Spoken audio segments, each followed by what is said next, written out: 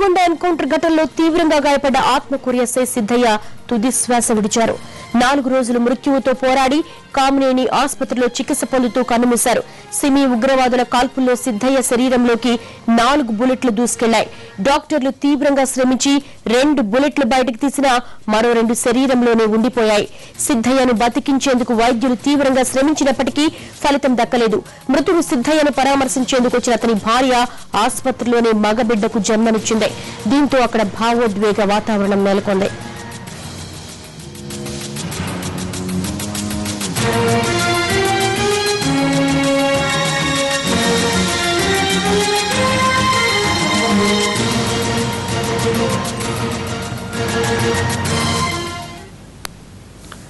సిద్ధయ్య మృతికి సంబంధించి మరిన్ని వివరాలు మా ప్రతినిధి రాధాకృష్ణ అడుగుదాం.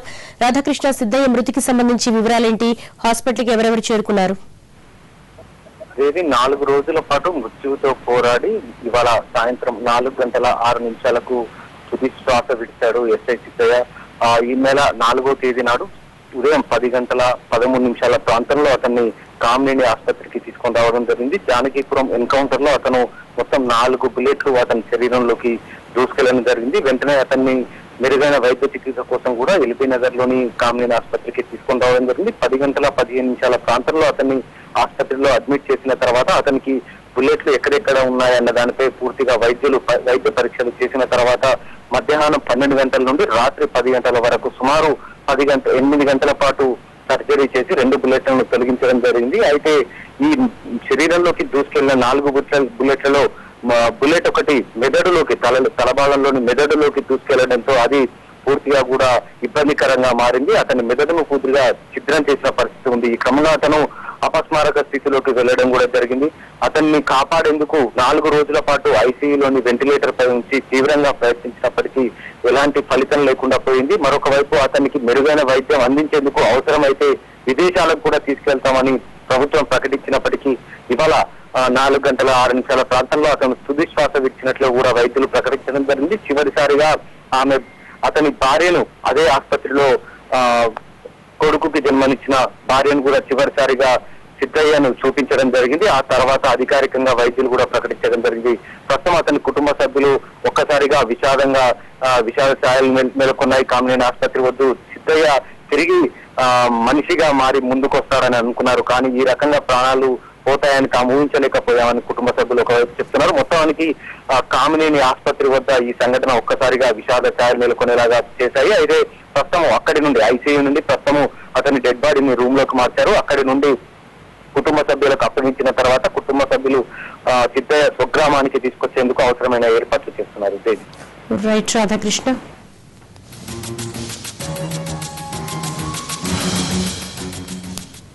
కడప జిల్లాకు చెందిన సిద్ధయ్య కుటుంబం కొన్నేళ్ల కిందటే మహబూబ్నగర్ జిల్లా జడ్చర్లకు వచ్చి స్థిరపడింది.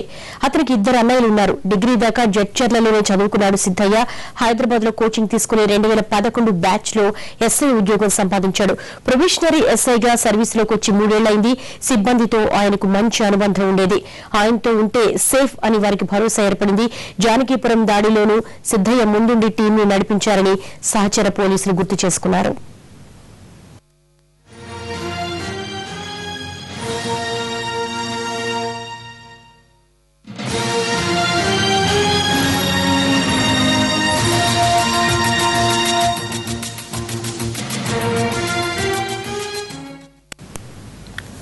ఇదిలా ఉంటే కడప జిల్లా ప్రొద్దుటూరుకు చెందిన ధరణీషను 1.5 ఏళ్ల క్రితం ప్రేమ వివాహం చేసుకున్నారు ఎస్ఐ సిద్ధయ్య. ఎన్కౌంటర్ ఘటనలో తీవ్రంగా గాయపడిన సిద్ధయ్యను కామినేని ఆసుపత్రికి తీసుకొచ్చిన రోజే భర్తను చూసేందుకు వచ్చి కుప్పకూలిపోయింది ధరణీష. నిండు గర్భిణిగా ఉన్న ఆమెకు ప్రసవ నొప్పులు రావడంతో ఆమెకు వెంటనే ఆపరేషన్ చేశారు వైద్యులు. మగపిల్లాడికి జన్మనిచ్చింది ధరణీష.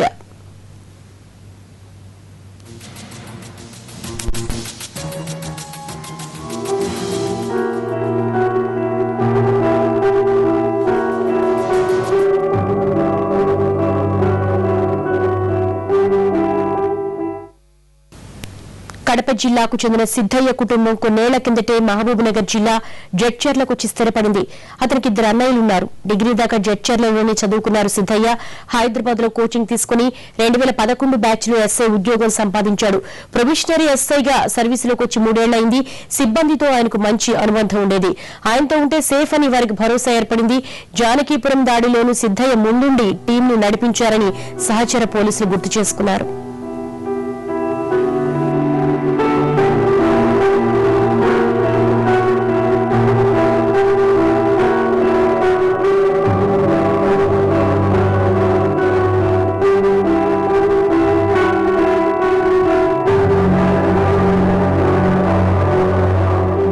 ఆరు 2014 ఫిబ్రవరిలో సార్ ఇక్కడికి వచ్చారు.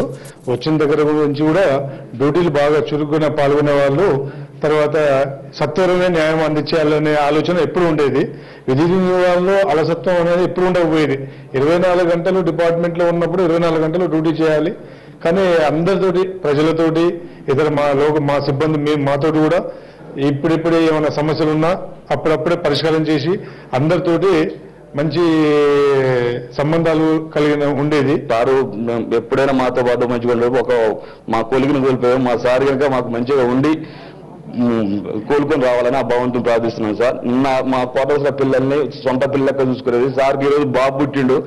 ఆయన పిల్లల మీద ప్రేమ ఉంది కాబట్టి వాళ్ళ బాబు కోసమైనా సార్ బతకాలని కోరుకుంటున్నాం సార్. మా ఏజ్ కాబట్టి మాతో పాటుగా యూత్ ఫ్రెండ్లీగా ఉండి మనలో ఏం జరుగుతున్న విషయం తెలుసుకునేవాడు. జనాలతో కూడా సర్పంచ్తో వాళ్ళతో ప్రతి ఒక్క కాంటాక్ట్లో ఉండి చాలా ఉత్సాహంగా ఏదైనా మండలం జరిగితే ఎమ్మటే యాక్షన్ తీసుకునేవాడు. ఇదిలా ఉంటే కడప జిల్లా ప్రొద్దుటూరుకు చెందిన ధరణీషను ఏడాదిన్నర క్రితం ప్రేమ వివాహం చేసుకున్నారు ఎస్ఐ సిద్దయ్య.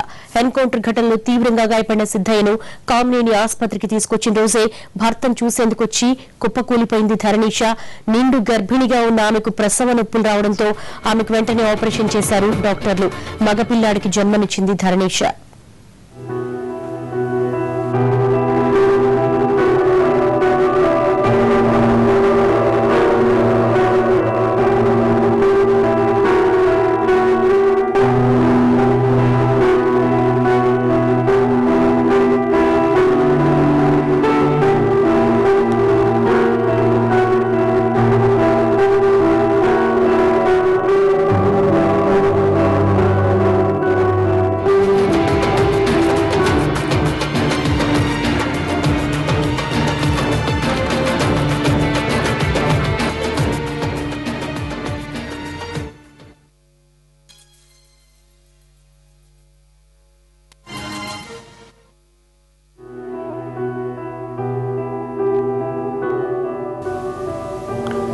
కర్నూలు జిల్లాకు చెందిన సిద్దయ్య కుటుంబం కొన్నేళ్ల కిందటే మహబూబ్నగర్ జడ్చర్లకు వచ్చి స్థిరపడింది.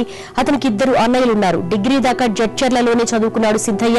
హైదరాబాద్ లో కోచింగ్ తీసుకుని 2011 బ్యాచ్ లో ఎస్ఐ ఉద్యోగం సంపాదించాడు. ప్రొబిషనరీ ఎస్ఐగా సర్వీసులోకి వచ్చి 3 ఏళ్లైంది. సిబ్బందితో ఆయనకు మంచి అనుబంధం ఉండేది. ఆయనతో ఉంటే సేఫ్ అని వారికి భరోసా ఏర్పడింది. జానకీపురం దాడిలోనూ సిద్దయ్య ముందుండి టీంను నడిపించారని సహచర పోలీసులు గుర్తు చేసుకున్నారు.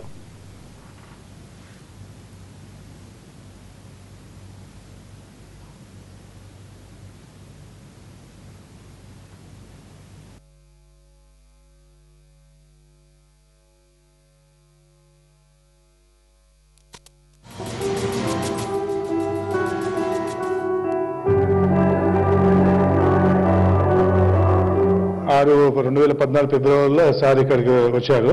వచ్చిన దగ్గర నుంచి కూడా డ్యూటీలు బాగా చురుగ్గా పాల్గొనే వాళ్ళు, తర్వాత సత్వరమే న్యాయం అందించాలనే ఆలోచన ఎప్పుడు ఉండేది. విధి వినియోగాల్లో అలసత్వం అనేది ఎప్పుడు ఉండకపోయేది. 24 గంటలు డిపార్ట్మెంట్ లో ఉన్నప్పుడు 24 గంటలు డ్యూటీ చేయాలి.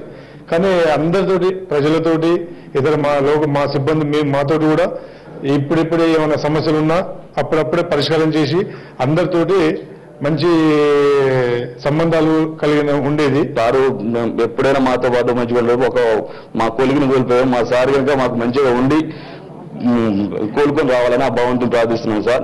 మా క్వార్టర్స్ పిల్లల్ని సొంత పిల్లలకి చూసుకునేది. సార్కి ఈరోజు బాబు పుట్టిండు. ఆయన పిల్లల మీద ప్రేమ ఉంది కాబట్టి వాళ్ళ బాబు కోసమైనా సార్ బతకాలని కోరుకుంటున్నాం సార్. మా ఏజ్ కాబట్టి మాతో పాటుగా యూత్ ఫ్రెండ్లీగా ఉండి మనలో ఏం జరుగుతున్న విషయం తెలుసుకునేవాడు. జనాలతో కూడా సర్పంచ్తో వాళ్ళతో ఇంకా ప్రతి ఒక్క కాంటాక్ట్లో ఉండి చాలా ఉత్సాహంగా ఏదైనా మండలం జరిగితే ఎమ్మటే యాక్షన్ తీసుకునేవాడు.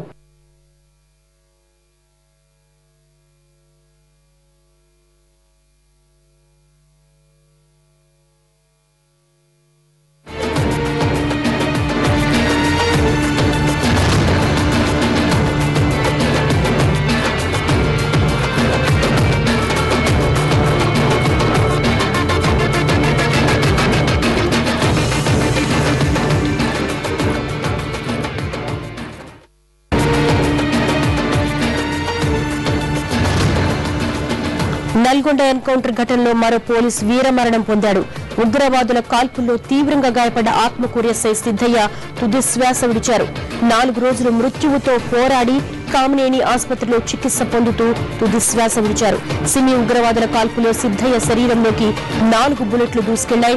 డాక్టర్లు తీవ్రంగా శ్రమించి 2 బుల్లెట్లు బయటకు తీసినా మరో 2 శరీరంలోనే ఉండిపోయాయి. సిద్ధయ్యను బతికించేందుకు వైద్యులు తీవ్రంగా శ్రమించినప్పటికీ ఫలితం దక్కలేదు. మృతుడు సిద్ధయ్యను పరామర్శించేందుకు వచ్చిన అతని భార్య ఆసుపత్రిలోనే మగబిడ్డకు జన్మనిచ్చింది. దీంతో అక్కడ భావోద్వేగ వాతావరణం నెలకొంది.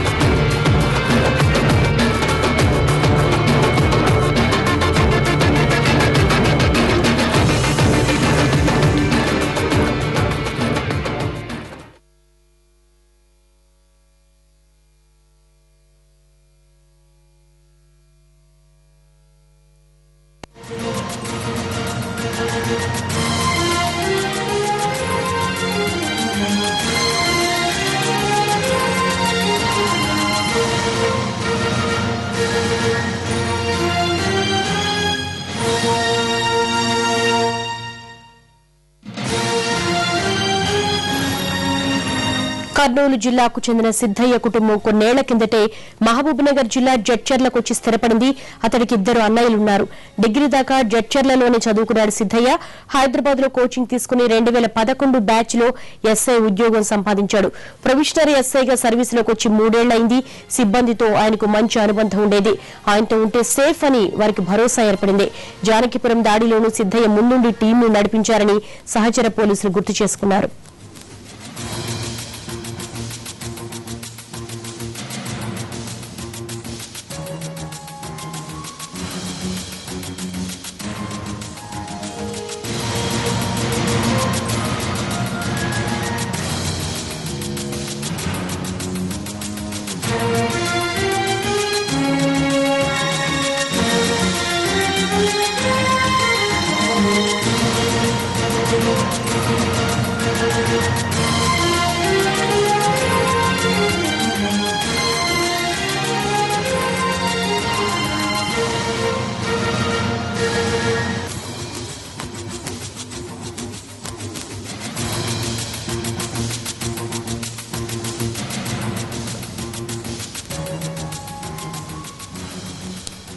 సిద్ధయ్య మృతిపై స్పందించేందుకు తెలంగాణ పోలీసు